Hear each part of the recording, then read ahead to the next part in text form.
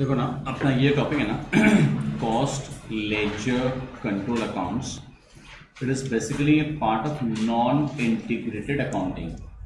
Non integrated accounting का मतलब आप लोग को एक बार प्रोसेस कॉस्टिंग करते हैं, छोटा सा इंट्रोडक्शन दिए थे, वापस पूरा चीज रिपीट कर रहे हैं. एक कंपनी है जो कि मैन्युफैक्चरिंग ऑर्गेनाइजेशन है. ऑब्वियसली वो गुड्स खरीदती है, वेजेस, ओवरहेड्स, बहुत सारा खर्चा लगता है. गुड्स का प्रोडक्शन करती है, फिनिश गुड्स बनता है, उसको बेचती है, कैश में हो उधार में हो बेचती है. वो अपना फाइनेंशियल अकाउंट से मेंटेन करती ही होगी. Trading account, PL account, balance, वो सब फाइनेंशियल अकाउंट तो बनता ही है. पर उसके कॉस्टिंग डिपार्टमेंट भी होता है, कॉस्ट अकाउंटिंग डिपार्टमेंट भी होता है जो पूरा कॉस्टिंग रिकॉर्ड्स को मेंटेन करता है. Now there are two methods. One is integrated, other one is non-integrated. Integrated system में क्या होता है, कॉस्टिंग रिकॉर्ड्स, फाइनेंशियल अकाउंट्स एक साथ मिला के मेंटेन किया जाता है. वो नॉर्मली छोटे मोटे ऑर्गेनाइजेशन में होता है, बट जैसे ऑर्गेनाइजेशन साइज बड़ा हो जाता है ना, तो मैन्युफैक्चरिंग कंपनी जब थोड़ा सा बड़ा साइज का होती है, वो लोग usually non integrated accounting follow करते हैं. कॉस्ट अकाउंटिंग डिपार्टमेंट पूरा अपना अलग रिकॉर्ड्स मेंटेन करता है. फाइनेंशियल अकाउंटिंग डिपार्टमेंट अपना हिसाब, अपना इंटरेस्ट वगैरह पूरा अलग से रिकॉर्ड्स मेंटेन करता है, अपना अकाउंट्स पूरा अलग मेंटेन करता है. कॉस्ट अकाउंट्स पूरा अलग से मेंटेन होता है. That is called non integrated. दोनों एक दूसरे के साथ इंटीग्रेटेड नहीं है. क्लियर? अपने को यहाँ पे क्या सीखना है, कॉस्ट अकाउंटिंग रिकॉर्ड्स में जर्नल एंट्रीज, अगेन जर्नल सी आएगी, लेजर अकाउंट्स आएगा, जर्नल लेजर. बहुत दिनों के बाद में मुलाकात हो रही है इससे, राइट? बट कॉस्ट अकाउंटिंग ये सबसे कैसे बनता है, not as per financial accounts. तो फाइनेंशियल अकाउंट जो सीखा हुआ है वही प्रिंसिपल्स कुछ हद तक काम आएगी, पर अकाउंट्स का नाम अलग अलग यूज होगा. ठीक है? तो अपने को आज की क्लास में सबसे पहले जर्नल एंट्रीज समझनी है. ठीक है ना? जर्नल एंट्रीज अंदर नॉन इंटीग्रेटेड अकाउंटिंग में देखो, सबसे पहले जैसे cash purchase of materials for stock, right? Cash में अगर मटेरियल्स परचेज की, अब आप अकाउंट्स की बात करते हो तो अकाउंट्स में हम लोग क्या एंट्री पास करते हैं, purchase account debit to cash. पहली बात तो सर यहाँ पे ना, जब भी कैश या बैंक आएगा ना, cash, bank, debtor, creditor use ही नहीं होगा. जब भी कैश या बैंक आएगा तो हम लोग को याद है प्रोसेस में word use CLC, right? Cost ledger control accounts use होगा वर्ड यहाँ पे. ठीक है? या फिर उसको जैसे GLA मतलब जनरल लेजर एडजस्टमेंट अकाउंट, या CLC cost ledger control account, या FLC financial laser control account word use होगा. देखो कि आपको नेक्स्ट पेज में मिलेगा. देखो उसकी जहां पे जर्नल एंट्रीज खत्म हो रही है ना, उसके नीचे मिल जाएगा आपको शॉर्ट फॉर्म जो लिखा हुआ है. GLA मिला, is general ledger adjustment account, या फिर और CLC में short cost ledger control account और फाइनेंशियल लेजर कंट्रोल अकाउंट. समझ में आ रहा है क्या बोल रहा हूं? GLA वर्ड की जगह GLA is general ledger adjustment account, या फिर कॉस्ट लेजर कंट्रोल अकाउंट, या फिर फाइनेंशियल लेजर कंट्रोल अकाउंट. कुछ भी यूज हो सकता है. Is this question clear? पहली बात. एनीवेज, हमारी एंट्री क्या पास होगी हमको ये देखनी है. एंट्री देखो, आप एंट्री में आ जाओ वापस से. एंट्री क्या थी? SLC अकाउंट डेबिट था, राइट? SLC का फुल फॉर्म देखो क्या है, मैंने वहां पे जस्ट शॉर्ट फॉर्म से दिया है, stores ledger control account, right? तो अब जब भी मटेरियल्स कैश में खरीद रहे हो या उधार में खरीद रहे हो, दोनों केस में देखो एंट्री सेम है. और से देखो आप, हाँ या ना? तो cash purchase of materials for stock is SLC account debit, GLA account credit. Credit में खरीदेंगे तो भी SLC debit, GLA credit. Stores ledger control account debit to general ledger adjustment account, या CLC या FLC एक ही बात है. हमने क्या बोला था, जहां भी कैश या बैंक या डेटर या क्रेडिटर यूज होना ना, उसके जगह आ जाएगा GLA. पहली बात. ठीक है? नंबर 1 एंड नंबर 2 दोनों एंट्री क्लियर है? मेक श्योर 1 एंड 2 में क्या था, आपने रॉ मटेरियल परचेज किया है स्टॉक के लिए, मतलब गोडाउन में, वेयर हाउस में रखने के लिए. ठीक है? स्टोर्स में रखने के लिए. एंड कभी कभी होता है कि हमको कोई स्पेसिफिक काम मिला है, हमने उसके लिए स्पेसिफिक रॉ मटेरियल खरीदा उस पर्टिकुलर काम के लिए, मतलब डायरेक्टली वो हमारे गोडाउन में नहीं आएगा, डायरेक्टली हमारे फैक्ट्री में चला जाएगा, इशू हो जाएगा वो. तो अगर परचेज मटेरियल फॉर जॉब्स, अगर किसी काम के लिए पर्टिकुलरली मटेरियल खरीदें तो WIP account debit to GLA. पहले गोडाउन में नहीं जाएगा, वो directly work in progress account में डेबिट हो जाएगा, जीएल अकाउंट क्रेडिट हो जाएगा। क्लियर? नॉर्मली क्या होता है, मटेरियल्स हम लोग जो खरीदते हैं वो पहले गोडाउन में आता है, गोडाउन में आने के बाद में जब जरूरत पड़ता है तब फैक्ट्री में प्रोडक्शन के लिए इशू करते हैं, जो नॉर्मल प्रोसेस है। तो नॉर्मली अगर अपने गोडाउन के लिए माल खरीदे कि माल आया गोडाउन में रख दिए, तब तो हमारा एंट्री नंबर 1 या 2, तो 1 इंटू दोनों एंट्री एक ही है, हाँ या ना, कोई दिक्कत नहीं। नंबर 3 क्लियर है कि मटेरियल खरीदे डायरेक्टली प्रोडक्शन में डाल दिए, तो WIP account debit to GL. अब देखो अगर मटेरियल गोडाउन में आया पहले, उसके बाद में जब प्रोडक्शन किया जाए, तो number 4 direct materials issue to production, production के लिए मटेरियल्स को इशू किए, तब क्या हो रहा है, WIP अकाउंट डेबिट और SLC account credit. SLC credit में लॉजिक समझ में आ रहा है, बिकॉज मटेरियल जब आया था तब SLC अकाउंट डेबिट हुआ था, अब वहां से रॉ मटेरियल निकल के प्रोडक्शन में जा रहा है, तो प्रोडक्शन के लिए हमारा प्रोसेस क्या है, पहले WIP बनेगा, WIP के बाद में वो फिनिश गुड्स बनेगा। प्रोसेस क्या होता है, पहले हम लोग रॉ मटेरियल प्रोडक्शन प्रोसेस में डालते हैं, वो WIP होता है, और WIP के बाद में वो क्या बनता है, finish goods. So WIP debit हो जाएगा, SLC क्रेडिट हो जाएगा, कोई शक? Direct materials issue to production, any problem? Next, indirect materials जब आप प्रोडक्शन के लिए इशू कर रहे हैं ना, तो इनडायरेक्ट मटेरियल्स मतलब कंज्यूमेबल स्टोर्स, इनडायरेक्ट मटेरियल्स ये सब जब इशू कर रहे हैं, तो कॉस्ट शीट का चैप्टर याद कीजिए, इनडायरेक्ट मटेरियल्स, कंज्यूमेबल स्टोर्स, ये सब फैक्ट्री ओवरहेड्स का पार्ट होता है, हाँ या ना। तो factory overhead account debit, SLC credit होगा। प्लस मटेरियल्स आप कोई सा भी खरीद, परचेज ऑफ मटेरियल्स था, चाहे डायरेक्ट मटेरियल्स खरीद रहे हो या इनडायरेक्ट मटेरियल्स खरीद रहे हो, कुछ भी खरीद रहे हो, हमारा डेबिट कौन सा अकाउंट हो रहा है, SLC अकाउंट डेबिट हो रहा है। अब अगर आप डायरेक्ट मटेरियल्स प्रोडक्शन के लिए इशू कर रहे हो, तब तो WIP अकाउंट डेबिट हो जा रहा है, बट अगर आप इनडायरेक्ट मटेरियल्स इशू कर रहे हो, तो हमारा फैक्ट्री ओवरहेड कंट्रोल अकाउंट या production overhead control account debit हो जा रहा है। क्रेडिट तो क्या दोनों केस में SLC ही होना है। समझ में आ रहा है यहां तक? श्योर हो? पक्का?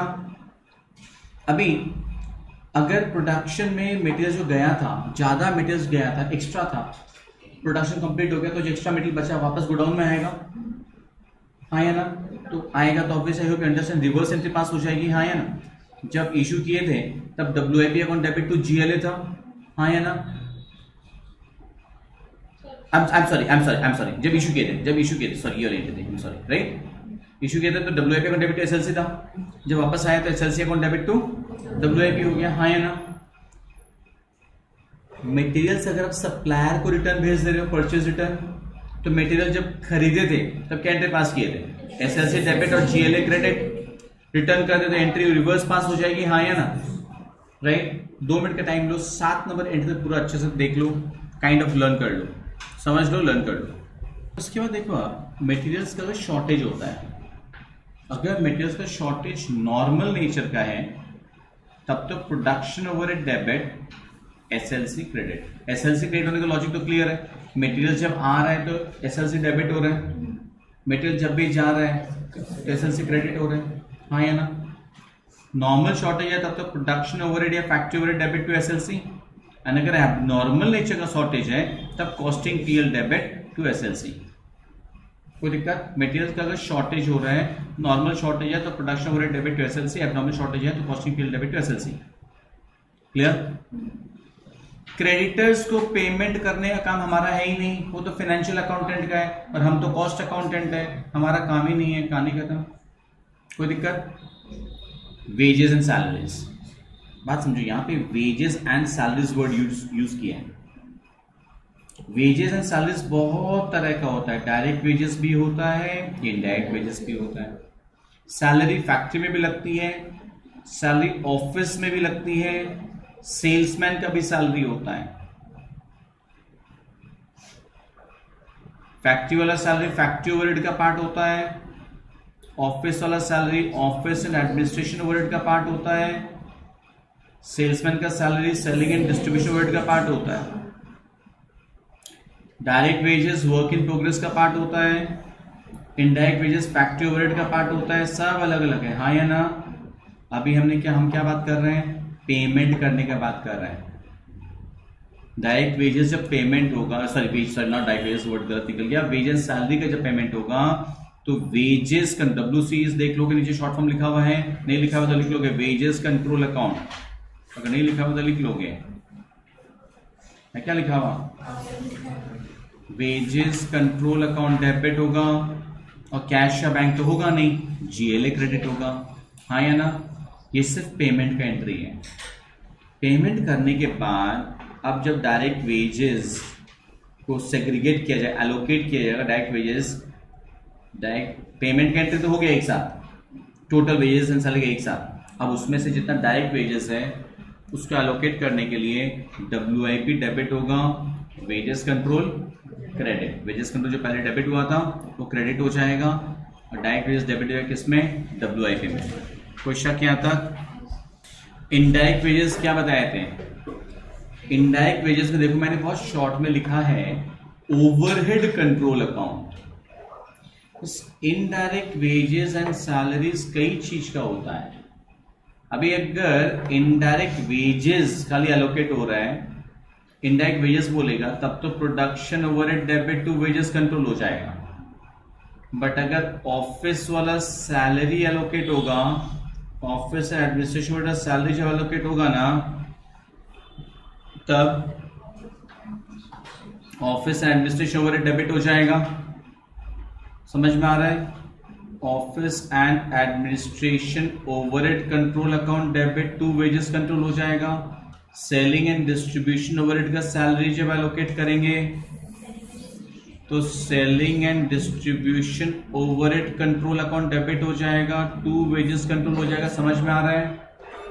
इसे हमने यहाँ पे खाली कर दिया वेज, इनडायरेक्ट वेजेस एलोकेटेड, उसमें हमने एक एंट्री में काम सार दिया, overhead control account debit to wages control. Overhead control account तीन तरह का हो सकता है सर, एक प्रोडक्शन ओवरहेड हो सकता है, ऑफिस एडमिनिस्ट्रेशन ओवरहेड हो सकता है, सेलिंग एंड डिस्ट्रीब्यूशन ओवरहेड हो सकता है, लेकिन सबका एंट्री वही है, हाँ या ना? खाली अकाउंट का नाम चेंज हो जाए, ऊपर में वेजेस कंट्रोल तो क्रेडिट होना ही है। कोई शक? श्योर एकदम? उसके बाद direct expenses allocated. Direct expenses allocated का WIP debit, GLA credit. Direct expenses payment होने का, डायरेक्ट वेजेस से पेमेंट हो रहा है तो डब्ल्यूआईपी डेबिट हो जाएगा, जीएलए क्रेडिट हो जाएगा। Depreciation plant and machinery, depreciation part of production overheads, factory overheads का पार्ट होता है। अभी हम लोग डेप्रिसिएशन चार्ज करने के लिए क्या करते हैं, टू प्लांट एंड मशीनरी करते हैं, हाँ या ना? अगर हम अकाउंट्स की बात करते हैं तो हमारा एंट्री क्या होता है, depreciation account debit to plant and machinery. तो प्लांट एंड मशीनरी अकाउंट बनाना, मेंटेन करना हमारा काम नहीं है, वो काम है फाइनेंशियल अकाउंटेंट का। तो बस जीएलए और डेप्रिसिएशन तो हमारे यहाँ पे प्रोडक्शन ओवरहेड का पार्ट होता है, तो production overhead debit, GLA credit. यहाँ तक समझ में आ रहा है? उसके बाद अगेन एंट्री मैंने शॉर्टकट मारा है, ओवरहेड्स इंकर्ड। ओवरहेड्स इंकर्ड तो हमने क्या किया, ओवरहेड कंट्रोल अकाउंट डेबिट और जीएलए क्रेडिट। ओवरहेड तो तीन तरह का हो सकता है, फैक्ट्री ओवरहेड्स इंकर्ड होगा तो POH, production overhead control account debit to GLA हो जाएगा। Office and administration overhead incurred होगा तो administration overhead debit to GLA हो जाएगा। सेलिंग ओवरहेड इंकर्ड होगा, selling overhead control account debit to GLA हो जाएगा। समझ में आ रहा है? अब बात समझो आप,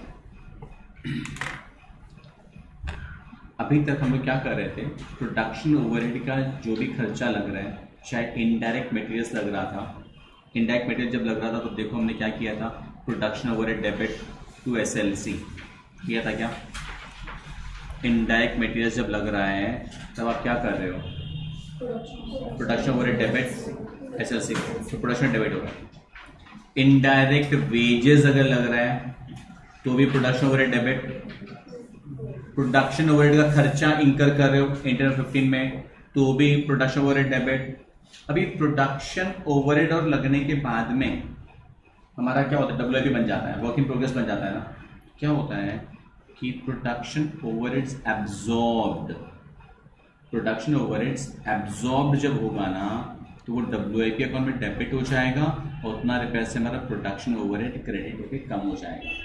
जितना प्रोडक्शन ओवरहेड्स हम लोग कॉस्ट शीट में एलोकेट कर दे रहे हैं, कॉस्टिंग एब्जॉर्ब कर ले रहे हैं, ओवरहेड्स के चैप्टर में किए थे, over absorption, under absorption, absorption overheads. हम लोग कॉस्ट शीट में जितना ओवरहेड्स को एब्जॉर्ब कर रहे हैं प्रोडक्शन ओवरहेड्स को, तो उतना रुपये से क्या करना होगा। अब इतना देर तक तो प्रोडक्शन ओवरहेड डेबिट हो रहा था, अब प्रोडक्शन ओवरहेड उतना रुपये से क्रेडिट हो जाएगा एंड वो क्या बन जाएगा, डब्ल्यूआईपी। ठीक है,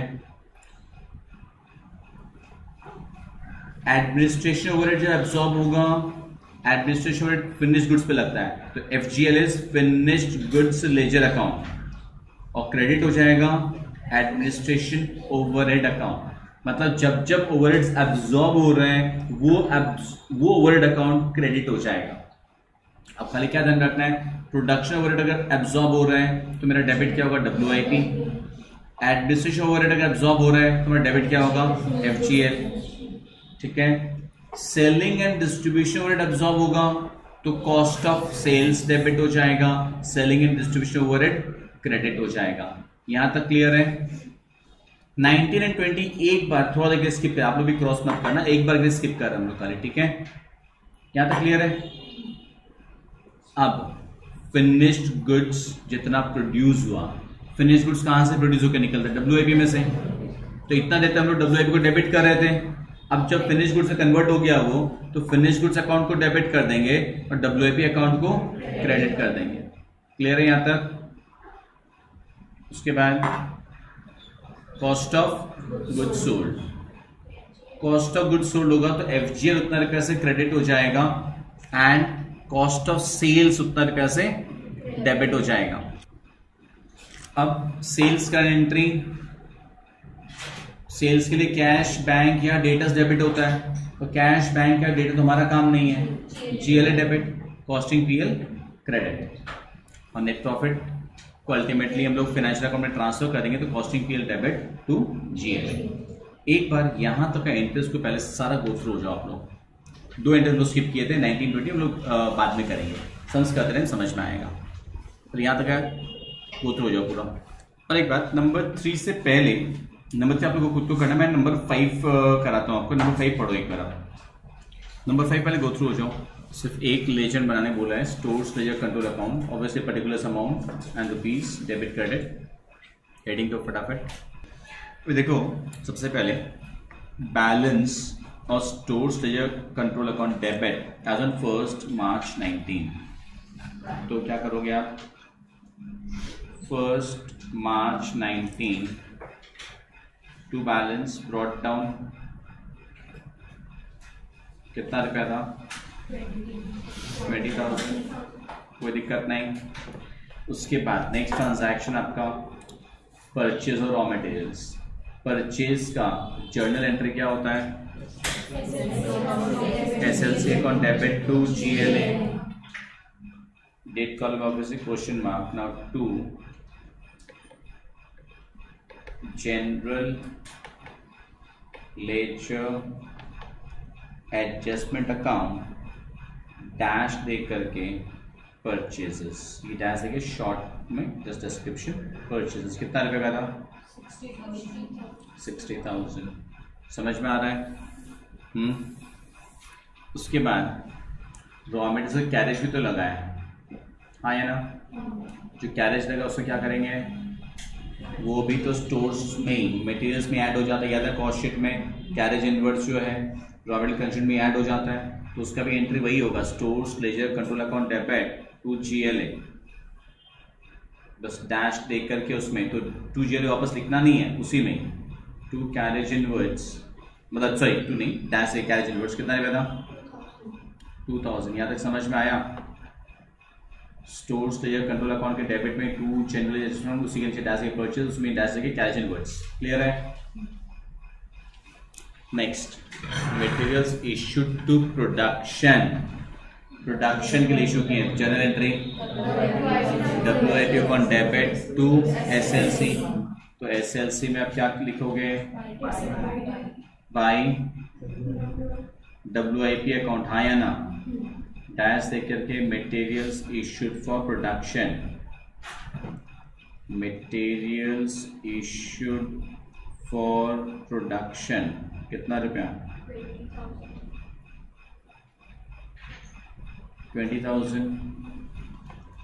इसके बाद materials returned from job to stores, journal entry SLC account debit to WIP, तो डेबिट साइड में आ जाएगा टू WIP अकाउंट, डैश दे करके materials returned from job materials return from job कितना रुपया था 2000, हाँ या ना। नेक्स्ट उसके बाद कौन सा था मटेरियल इशूड इन रिपेयर्स ना, बताइए रिपेयर्स का इशू है मतलब किसका पार्ट है वो, रिपेयर्स का इशू है मतलब फैक्ट्री ओवरहेड्स का पार्ट है मतलब प्रोडक्शन ओवरहेड्स। तो बताइए एंट्री क्या होगा, general entry production overhead control account debit to SLC, तो एसएलसी में क्रेडिट हो जाएगा बाय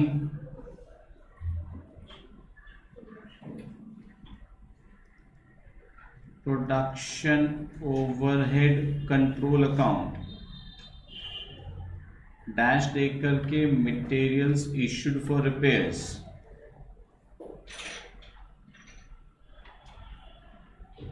कितना 1000। Next entry materials return to suppliers, क्या होता है general entry GLA account debit to SLC, तो एसएलसी क्या होगा बाई होगा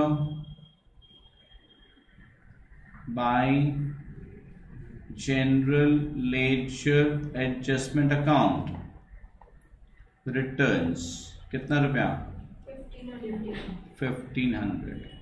next inventory audit raw material losses, obviously inventory audit का जब रॉ मटेरियल मतलब इन्वेंट्री ऑडिट हुआ तो पता चला इतना रुपये का मटेरियल लॉस हुआ है, that is not normal, that is always abnormal. Abnormal loss है तो कहाँ जाएगा कॉस्टिंग पीरियड, याद है तो by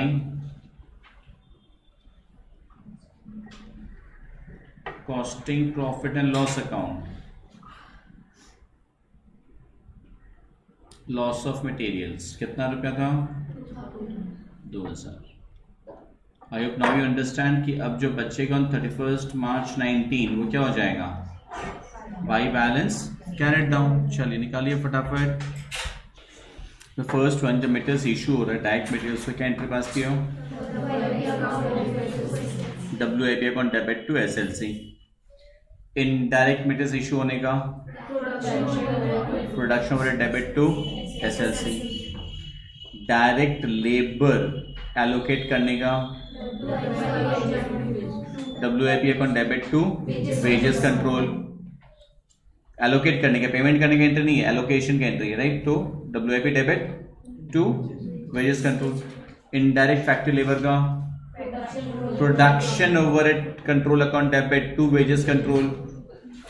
salary to office staff का office and administration overhead debit to wages control. Over absorption of factory overheads, over absorption factory overheads का entry. अब आप लोग आओ, वैसे ही हम लोग ये डायरेक्ट अकाउंट्स के थ्रू ओवर एब्जॉर्प्शन मतलब होता है ओवरहेड्स ज्यादा एब्जॉर्ब हो गया। तो एंट्री नंबर 20 देखो आप, जो भी ओवरहेड ओवर एब्जॉर्ब हुआ है वो ओवरहेड कंट्रोल अकाउंट डेबिट हो जाएगा एंड क्रेडिट होगा कॉस्टिंग पीरियड। तो अपने यहाँ पे फैक्ट्री ओवरहेड ओवर एब्जॉर्ब हुआ है तो factory overhead control account debit to costing period. और अगर कम एब्जॉर्ब होता है तो कॉस्टिंग पीरियड डेबिट तो जो भी ओवरहेड कम एब्जॉर्ब हुआ है, प्रोडक्शन ओवरहेड है या एडमिनिस्ट्रेशन ओवरहेड है या सेलिंग, 3 ओवरहेड्स होता है। ठीक है, तो ओवर एब्जॉर्प्शन के केस में क्या होगा फैक्ट्री ओवरहेड अपने यहाँ पे factory overhead control account debit to costing period. क्यों ओवरहेड कंट्रोल डेबिट क्यों हो रहा है? ओवर एब्जॉर्ब हो गया मतलब क्या है, खर्चा लगा था 50,000 एब्जॉर्ब हो गया 60,000, तो वो क्रेडिट ज्यादा हो गया है ना, उसको बैलेंस करना पड़ेगा, तो उसका जो बैलेंस बचता है वो कॉस्टिंग पीरियड में चलाया था। बोलने का मतलब ये ओवर एब्जॉर्प्शन का मतलब क्या है कि खर्चा लगा था 50,000 तो डेबिट में तो 50,000 है बट आपने एब्जॉर्ब कर लिया 60,000। तो जब एब्जॉर्ब होता है तब क्या होता है प्रोडक्शन ओवरहेड उतना रुपया से क्रेडिट हो जाता है ना, तो क्रेडिट आपने ज्यादा कर दिया है तो अब डेबिट साइड में डिफरेंस बच रहा है, तो डेबिट साइड वाले डिफरेंस को क्या करना पड़ेगा वो कॉस्टिंग पीरियड में डालना पड़ेगा, इसीलिए वो डेबिट हो रहा है। इसका लॉजिक एक्जैक्टली हम लोग जब लेजर्स बनाएंगे ना, इससे बहुत बड़ा बड़ा लेजर्स बनेगा तब वो ज्यादा क्लियर होगा। क्लियर है कॉन्सेप्ट?